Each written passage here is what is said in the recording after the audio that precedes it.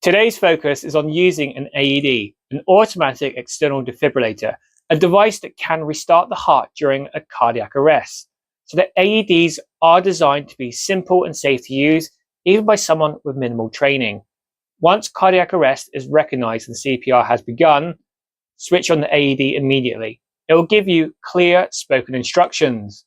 Expose the casualty's chest and attach the adhesive pans as shown. One on the upper right chest and the other on the lower left side. Ensure no one is touching the casualty when the AED analyzes the heart rhythm.